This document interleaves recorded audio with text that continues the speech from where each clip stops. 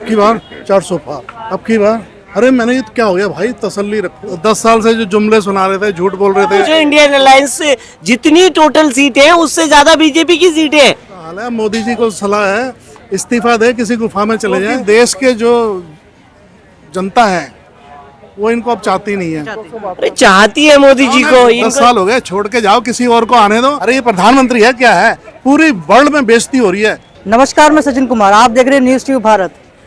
जब exit poll आया था तो बीजेपी के खेमे में खुशियों की बहार आ गई थी, लेकिन जब फैसला आया, जब जनादेश आया तो थोड़ी मायूसी छा गई, क्योंकि जो समीकरण जो लग रहे थे वो सारे बिखरते नजर आए। 400 पार का जो गुब्बारा था वो फट गया और अब जो कश्मकश चल रही है एनडीए और इंडिया के बीच में, वो भी देखना एक दिलचस्प है, क्योंकि यहाँ पर एनडीए ऐसा लग रहा है कि सरकार बना रही है, लेकिन इंडिया भी पुरजोर कोशिश कर रही है कि किसी तरह से उनकी भी सरकार बन जाए।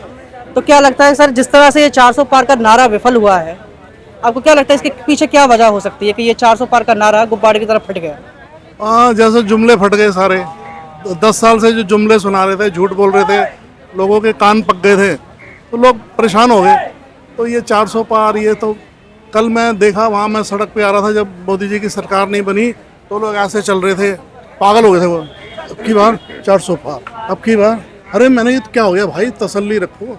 तो लोग आधे पागल हो गए हैं। तो ये बुरा हाल है। मोदी जी को सलाह है इस्तीफा दे, किसी गुफा में चले जाए, क्योंकि देश के जो जनता है वो इनको अब चाहती नहीं है। उनका खुद का मैंडेट नहीं आया अभी। देखो, आपको लगता है कि मोदी जी को अब देश की जनता नहीं चाहती? अरे चाहती है मोदी जी को, इनसे पूछो इंडियन अलायंस से जितनी टोटल सीटें हैं उससे ज्यादा बीजेपी की सीटें हैं।